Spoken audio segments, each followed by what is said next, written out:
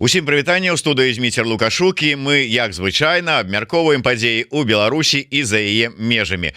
Ну што ж, у мяне для вас ёсць нечаканы, але, спадзяюся, прыемны сюрпрыз.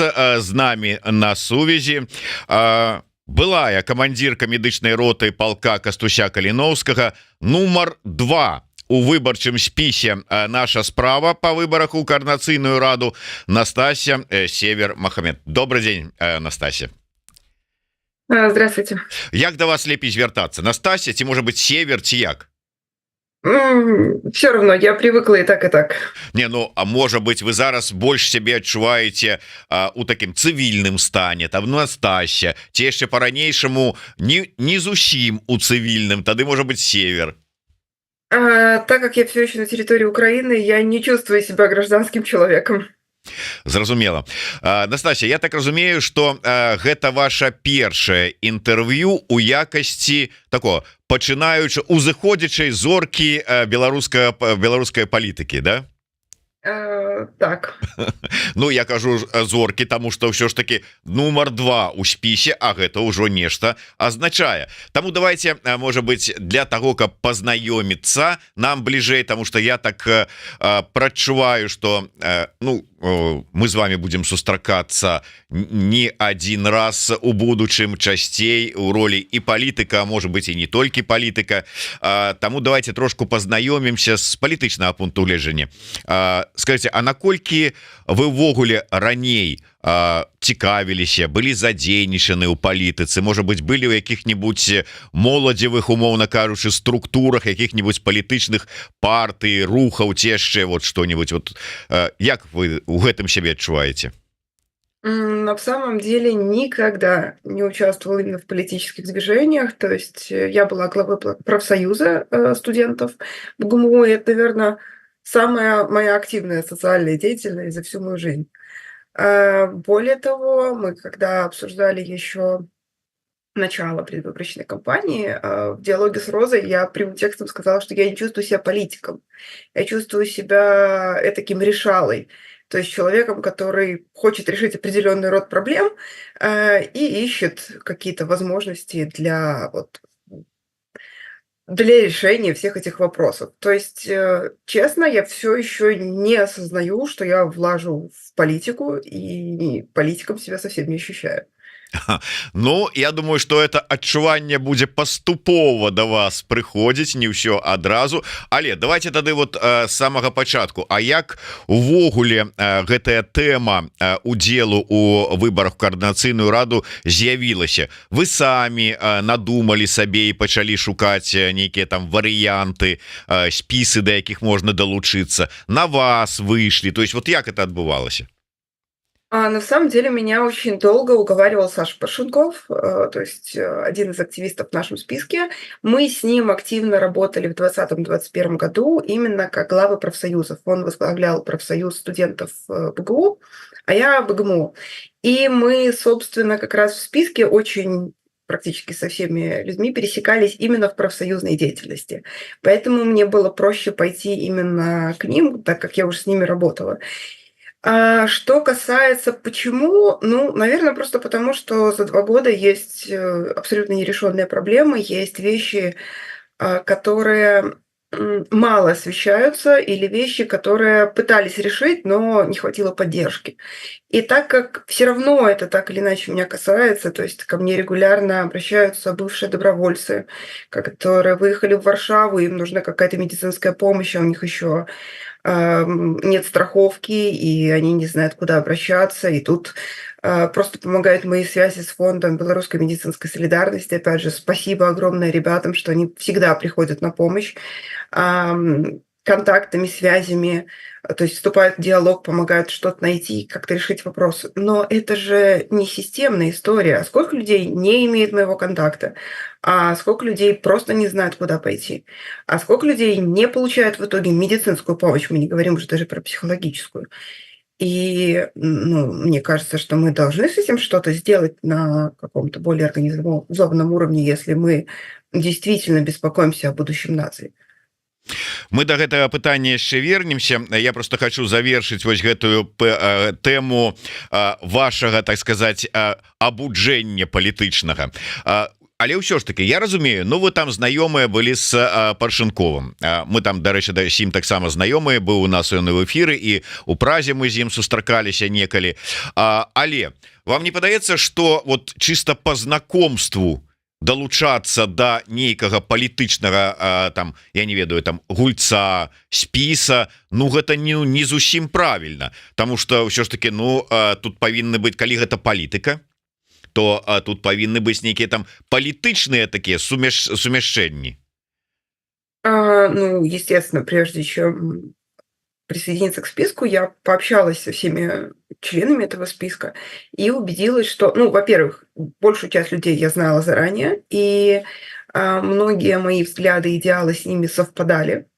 Ну, я пообщалась с остальными, кого я еще не знала или знала плохо, и поняла, что да, это люди, которым я доверяю подобного рода сотрудничество. Ну, по крайней мере, я готова попробовать.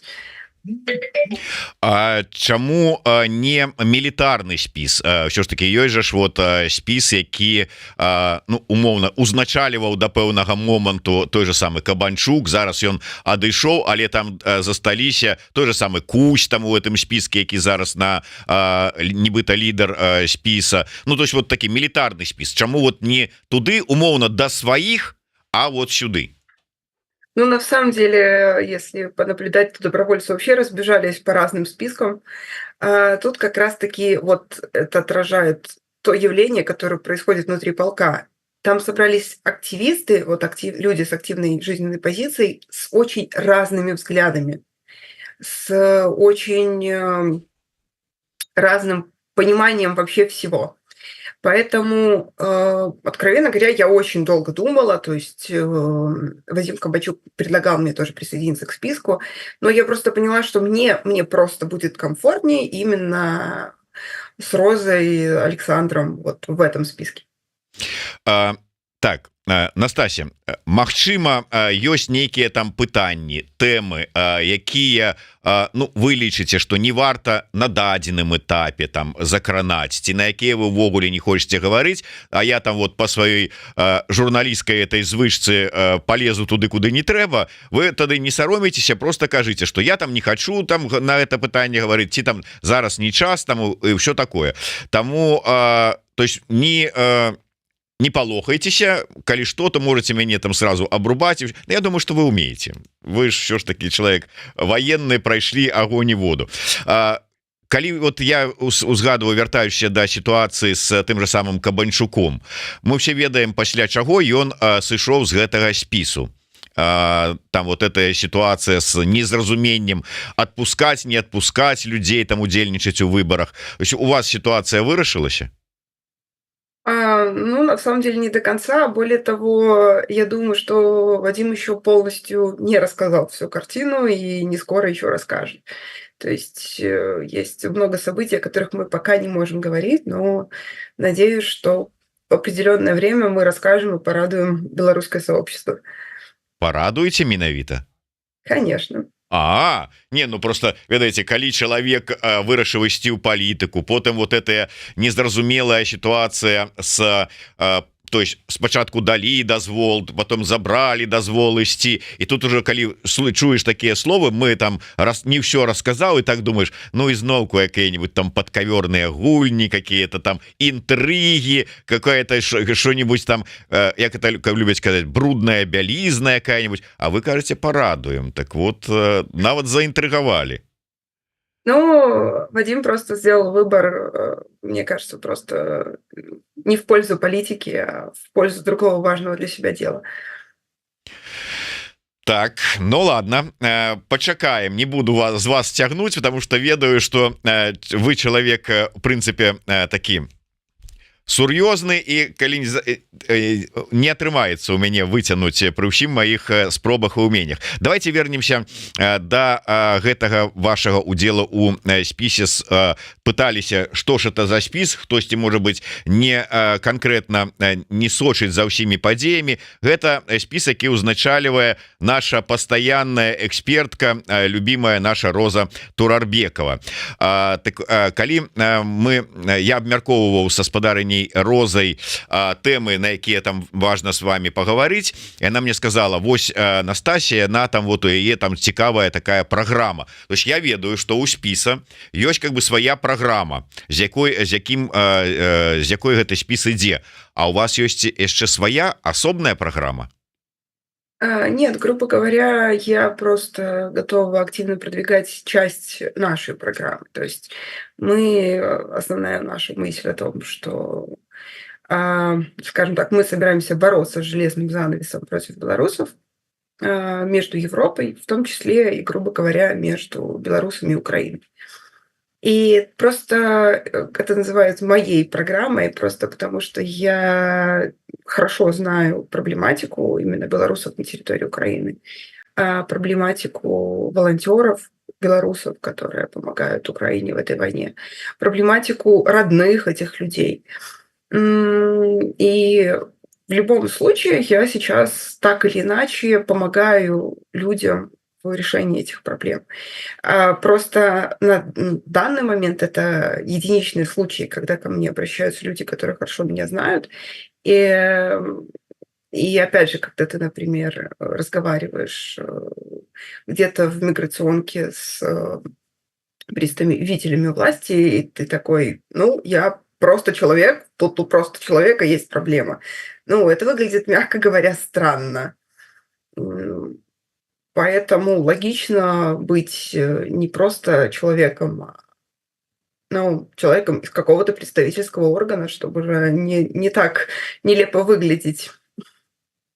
Я вот сапраўды тэма, скажем, как это правильно выказать, сформулировать, ситуация, в якой знаходзяцца беларусы часцяком ва Украине, яна выклікае вельмі шмат здзіўлення.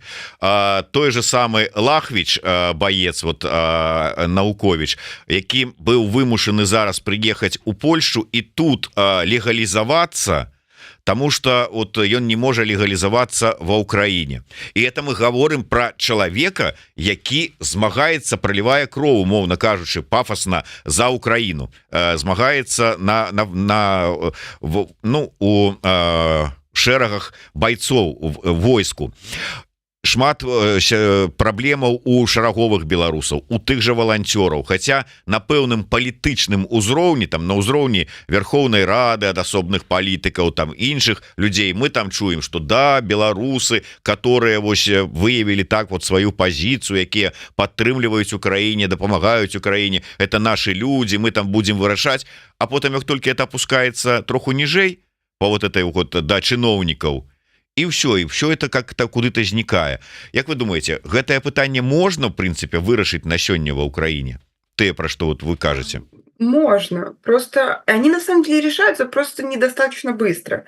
Например, собственно, сейчас должны принять законопроект, по которому наши просроченные паспорта на территории Украины при заключении контракта при действующем паспорте будут работать дальше. То есть нам не надо будет ехать в Беларусь восстанавливать себе паспорт. Но прежде чем этот законопроект будет принят, естественно, он должен пройти определенные инстанции. Но на данный момент нет главных изменений. Это о том, что тоже свидетельство на право на проживание на территории Украины можно получить только после 3 лет контракта. За это время у людей реально может закончиться паспорт. За это время вообще может произойти все, что угодно, а ты по факту не легализован, потому что военник, который как бы приравнивается к виду на жительство, на самом деле не работает в банках, не работает, в автошколе. Ты не можешь получить права, ты не можешь переделать права. Хотя по закону как бы должен мочь. Но пока ни у кого не получилось. И вот эти вопросы как бы реально необходимо решать, и решать на системном уровне, потому что иногда у нас получается решить проблему одноразово. То есть мы приходим, мы разговариваем, мы рассказываем ситуацию, и нам идут навстречу. То есть людям помогают. Но это не системное решение, это вот такие одноразовые решалки на каких-то конкретных людей. Сістэмнае рашэнне, на ваш погляд, оно як павінна выглядаць? Вот что, ну вот мы ж ведаем, что ёсць, скажем, Алексей Францкевич, які там таксама прадстаўляе беларусаў і беларускую супольнасць. Ёсць прадстаўнік дэмакратычных сілаў Беларусі таксама.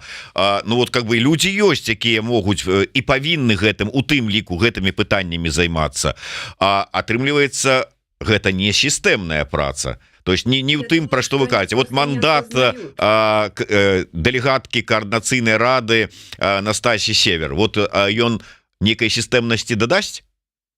Разумеется, нет. То есть это будет только малая часть. То есть, грубо говоря, это позволит больше переговоров вести. Как я вижу решение проблемы на данный момент, это создание отдельного законопроекта о легализации белорусов на территории Украины. Конкретно на белорусов, потому что они находятся в других условиях по сравнению с гражданами других стран. То есть, например, те же американцы, которые служат в иностранном регионе, они могут обратиться к консулу, они поддерживают связь с собственными властями, грубо говоря, в своем телефоне, и они постоянно получают поддержку от своей страны. Мы же не то, что на поддержку не можем рассчитывать, мы грубо говоря, мы для нее враги народа, собственно. Нам от своей страны защита нужна, причем защита, ну, реально такая надежная, а у нас ее нет. И, ну, реально для меня единственное решение – это отдельный законопроект для белорусов, которые воюют на территории Украины, для волонтеров, которые здесь и сейчас помогают Украине. Вот для этих людей нужен отдельный закон по их легализации, по их защите. Касающийся всей Европы. Але што вы нават у якасці дэлегата можете для гэтага зрабіць? Ці гэта той узровень, які дапаможа змяніць заканадаўства Украіны? Вот ёсць то же самы вот целый міністр Латушка, які прыязджае у Кіев, там сустракаецца з сур'ёзнымі людзьмі. Той же самы Валерый Кавалеўскі, які таксама как бы курыруе пытанне Украіны, прыязджае і неяк не могуць вырашыць. То есть вот вы думаете... Я уверена, что вопрос в том, что проблематика со стороны не очень понятна. Вот когда ты постоянно варишься с людьми, которые ходят в банк, а их говорят, ну мы не можем ничего сделать по военнику, или людей, которые пытаются выехать в Польшу, чтобы восстановить права, потому что у них срок заканчивается, но у них это не получается, они возвращаются в Украину, опять же, без прав и не знают, что им делать, а при этом они водители Айвака. И как это, ну, получается, они нарушают в итоге закон, но у них нету выбора. И ты вот когда в этом прям внутри крутишься, ты понимаешь все маленькие нюансы. Я думаю, что просто решение вопросов в общем, оно как бы идет. А вот таких вот частых нюансов, о которых мало говорят, об этом же мало говорят. А вам кто-нибудь рассказывал о том, что в Украине нельзя по военнику получить права? Ну, вряд ли об этом вот активно рассказывают. Потому что люди не привыкли с такими вопросами вообще выходить на какой-то уровень. Более того, мы почему-то сталкиваемся с таким мнением тех же белорусов, что а какого черта ты просишь что-то от страны, которая приехала помогать. Ну, очень странная позиция. Хотя по факту мы же не просим чего-то сверхъестественного. Мы просим возможность выполнять закон внутри этой страны, ни больше, ни меньше. Ну так, мы просто атрымліваецца, што просіце, у тым ліку і вы там, скажем, каб далі магчымасць і далей дапамагаць. Вот эта сітуацыя з валанцёрамі, якім не працягваюць ВНЖ, якіх просто высылаюць з Украіны. То есть вот людзі дапамагаюць, а іх пазбаўляюць права і магчымасці дапамагаць. Ну тут как бы да, і тут пытанне, чаму вы нешта патрабуеце ад этой краіны, ну дзіўна тады гучыць. Вот именно. Но почему-то такие заявления тоже появляются, и мне кажется, тут очень не хватает именно объяснений и необходимости доносить все нюансы ситуации. Вот тут сапраўды мне не один раз сказали мои сябры с Украины, украинцы, якія казали, что ведаете, можно, конечно, там приехать гордо, я там целый прадстаўнік аб'яднанага пераходнага кабінета, зайсці ў парадныя дзверы Верховнай Рады, зрабіць здымак с падаляком, а по выніку нічога не атрымаецца, тому что ну не ў тыя дзверы трэба было заходзіць і не з тымі людзьмі сустракацца і гаварыць. Трэба ведаць, вот як вы кажаце, нюансы, тыя вот калітачкі, у якія трэба заходзіць, ну і ўсе это як ведаць, як яно працуе там. Более того, я уверена, для решения этих проблем надо сидеть тут. Надо сидеть тут и потихонечку, пошагово их решать, потому что иначе не получится. Я перайду да іншай тэмы, але перад гэтым задам пытанне, якое прыйшло ад нашага гледача пад нікам Самавар. У адным з мінулых інтэрв'ю, калі вы распавядалі пра 2020 год, адчувалася нейкая крыўда на беларусаў. Падкажыце, ці ёсць у вас сапраўды крыўда на беларусаў, і калі так, то што вы з гэтым робіце? Не скажу, что это именно крылда или какая-то там обида. Есть, скажем так, очень легкое разочарование, потому что я понимаю, что белорусы еще не совсем готовы к свободе. Ну, я просто отношусь к этому философски, потому что, ну, да, так бывает. Значит, надо просто немножко больше времени, надо немножко больше осознания, потому что, к сожалению, белорусы очень часто не готовы отстаивать свои права, не готовы отстаивать свое мнение, они склонны больше приспосабливаться, выживать. Ну, вот так они привыкли. Я не говорю, что это все-все-все белорусы, но большая их часть, к сожалению, именно такая. Ну, на мой личный взгляд. Так, Но вот, это не значит, что эти люди не нуждаются в помощи. Как раз-таки они нуждаются в ней больше, чем люди, которые могут сами за себя обстоять. я думаю, что вот гэтую у тым ліку тэму, ну і ўсе астатнія такія філасофскія, нацыябудаўнічыя і ну увогуле вот такія вот тэмы мы са спадарыняй Настасяй абмяркуем іншым разам падчас запісу праграмы пра беларускую нацыянальную ідэю, ідэнтычнасць і свядомасць. А зараз, паколькі мы ўсё ж таки у такім струмяні палітычных нейкіх падзеяў, то да палітыкі і вернемся. Скажите, калі ласка, все ж таки, вот вы до того, каб прыняць рашэнне паўдзельнічаць у гэтай кампаніі, увогуле што-нибудь ведалі пра коорднацыйную раду, чым яна займаецца, што яна сябе ўяўляе, што это за страшны такі, як это на сябе называюць, прадстаўнічы орган Беларусі і каго ён прадстаўляе? Вот вы мелі адказы? Ну, разумеется, я следила за ситуацией. Не скажу, что очень активно, периодически выпадая из жизни, просто потому что мне не хватало времени читать новости. Ну и действительно, на мой взгляд, Координационная Рада – это такой двоякий орган. С одной стороны, это действительно представительский орган, но скорее белорусов, которые эмигрировали из Беларуси. А во-вторых, это по факту скорее общественное объединение, чем политическая организация, на мой взгляд.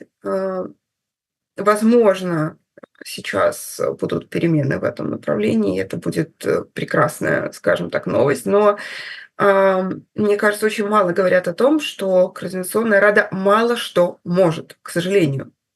То есть очень часто это преподносится как очень большая политика, но, к сожалению, хоть и говорят, что Координационная Рада – это протопарламент, это протопарламент, у которого нет государства, к сожалению. У нас есть просто эмигрировавшие белорусы, которые нуждаются в помощи. Это, к сожалению, не то, что можно назвать большой политикой, на мой взгляд. А ў такім выпадку ўзнікае пытанне, а чаго можна чакаць ад вот гэтага такога Не да парламента, не да органа, незразумела што, вот і у якога ні паўнамоцтваў, ні функцый, нічога няма. Ну, на мой взгляд, опять же, это ситуация, которую мы же можем менять. То есть постепенно, маленькими шагами Координационный совет может получать больше возможностей. И опять же, он как минимум имеет возможность заявлять о проблемах белорусов в иммиграции и пытаться их решать. Потому что, собственно, прецеденты, когда к представителям разных структур прислушиваются в той же Европе, ну, много. То есть мы действительно можем влиять на качество жизни белорусов в эмиграции. Мы можем помогать людям, которые, отбыв срок, политзаключенными, уехали из Беларуси. Мы можем помогать родным этих людей.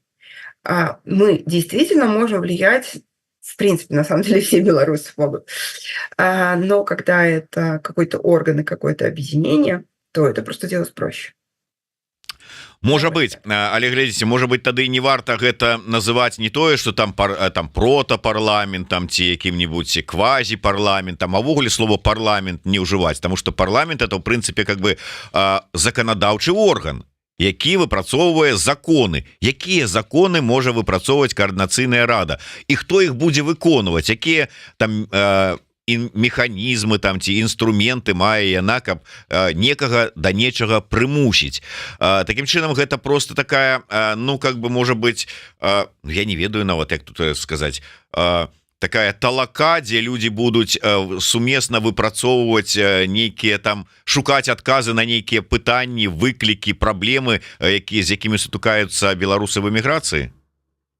Ну, смотрите, есть тут такой нюанс, что по факту мы, грубо говоря, в Беларуси как нации учимся демократии, учимся организации таких вещей, и нам необходимы такие организации для того, чтобы развиваться, для того, чтобы проходить определенное, скажем так, условное взросление нации и осознание силы демократии.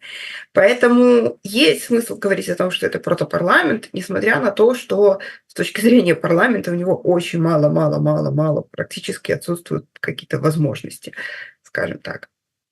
Ну, я зразумеў так з ваших слоў, что вы не хочаце з'язджаць з Украіны у любым выпадку і ставіце для сябе такую, ну, скажем так, асноўную задачу, гэта дапамога беларусам ва ўкраіне, вот вырашэнне іх пытанняў, і па вашых жа словах, а вырашаць гэтыя пытанні, вырашаць гэтыя задачы лепш знаходзячыся там на месцы.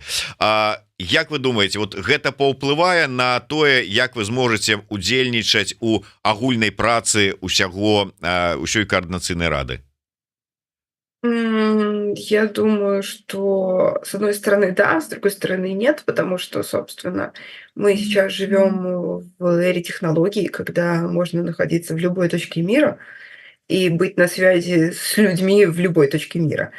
Решать вопросы действительно будет проще на территории Украины. И да, первостепенной задачей для себя ставлю улучшение жизни белорусов на территории Украины и помощь именно бывшим добровольцам, которые уехали. На данный момент уже есть организация, объединение давно уже создано, по-моему, еще в 2021 году, ой, 2021-2022, но им не хватило поддержки. И тут скорее вопрос о том, чтобы рассказать о них и помочь им больше связями, знакомствами и так далее. Настасья, вы самі звярнулі увагу на тое, што даволі шмат людзей, якія прайшлі праз ваенныя структуры, добраахвотніцкія структуры і удзельнічалі у тым той ці іншай якасці у вайне ва ўкраіне, пайшлі зараз у координацыйную раду. Не думаеце, што вы ж усе баявыя, вы ж усе актыўныя, вы ж усе ведаеце, як камандаваць?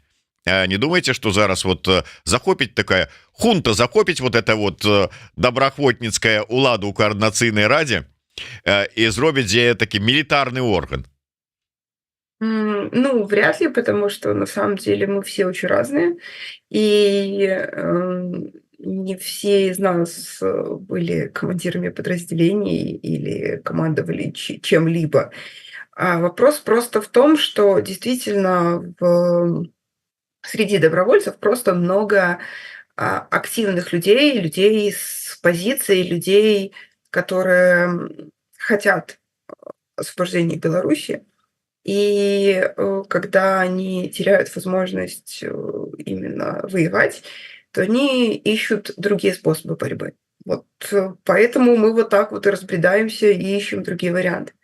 А як это можа змяніць вот калі ўсё ж таки вот глядзелі ну глядзець ввогуле на звычайную такую цывільную структуру якой бы она ни была а вот прысутнасцю ёй людзей с таким баявым досведам як яна можа змяніць эту структуру яна можа быть зробіць дапаможа зрабіць коаардынацыйную раду больш рашучай больш можа быть хуткай на прыём нейкіх рашэнняў ці вот як вот увогуле адаб'ецца нейкім чынам на агульную атмасферу у калектыве коаардынацыйнай рады прысутнасць у ёй вось людзей с таким досведом.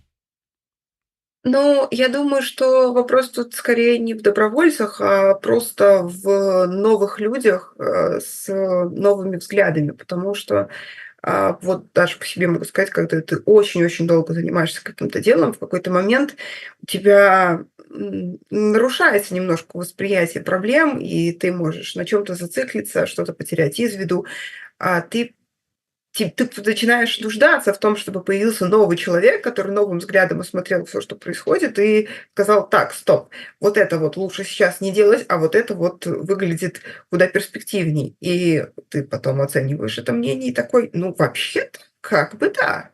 Поэтому я думаю, что вопрос не в добровольцах, а вопрос просто в новых людях, о которых мы в политике еще не слышали, которые могут изменить просто взгляды, направления и вообще поменять как-то общее движение, что ли, в демократических силах, потому что, к сожалению, мы слишком много занимаемся дележкой того, чего еще не существует, и очень мало строим, на мой взгляд.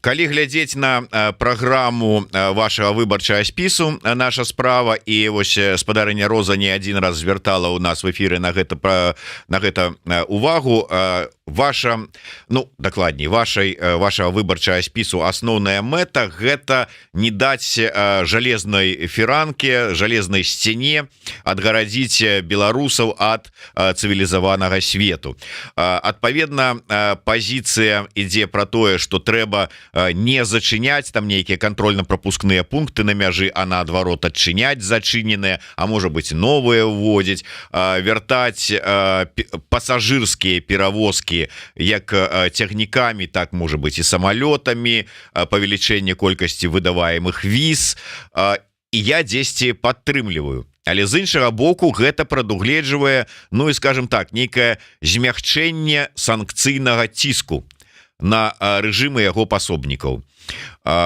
як вы асабіста ставіце да вот гэтых тэзаў да вот это санкцыйнага і любога іншага ціску на рэжым вы падтрымліваеце вот эту пазіцыю что ну как бы надо может быть так кажут точечно больш мягко выбарачна а не вот спрабаваць конкретно такими добрыми санкциями нейкімі может быть отраслевыми это все ну как бы паспрабаваць на режим уплывать.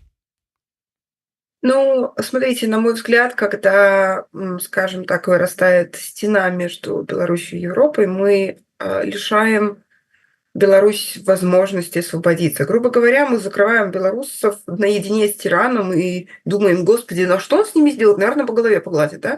Но мы не даем простым белорусам, которые тоже не согласны, выехать из страны, потому что это становится все сложнее и сложнее. Поэтому, на мой взгляд, просто санкции должны быть индивидуальными, то есть против людей, которые поддерживали режим, против людей, которые помогали режиму, развивать репрессивную машину. То есть санкции должны быть против конкретных людей, против семей этих людей. И тут есть смысл увеличивать давление. А обычным белорусам нужно оставить возможность изменить свою жизнь, сделать что-то для себя лично, выехать, вывести своих родных. То есть это просто необходимо для того, чтобы, грубо говоря, обычный белорус не задохнулся за каменной стеной. Ну і вось уявіце сабе, вы умоўна кажучы на трыбуне у коорднацыйнай радзе вот выступаеце з нейкай прамовай і такімі тэзамі, і тут насупраць вас стаіць апанент Латушка, які за больш жорсткія санкцыі, опытны дыпламат, прамоўца. Вы гатовы да дэбатаў з ім? Я думаю, да. Я не уверена, что, скажем так, это будет очень результативно, но почему нет? Я имею право на свое мнение, и я могу легко приводить примеры, как, собственно, такие санкции. Да, доказанный факт. Такие санкции больше бьют по простому населению, по обычным гражданам, не по тем людям, которые, господи, принимают решения. Им, грубо говоря, да все равно им на этот железный занавес, на закрытые погранпереходы. И они имеют достаточно денег, чтобы решить все свои вопросы. А обычный белорус, к сожалению, нет. Дзякуй вялікі. На жаль, трэба нам з вами развітвацца уже, но але я спадзяюся, што далёка не апошняя наша з вами сустрэча. Так што дзякуй вялікі, поспехаў падчас гэтай першай у вашым жыцці выбарчай кампаніі палітычнай. Ну і ўсяго найлепшага. Жыве Беларусі, слава Украіне. Дзякуй.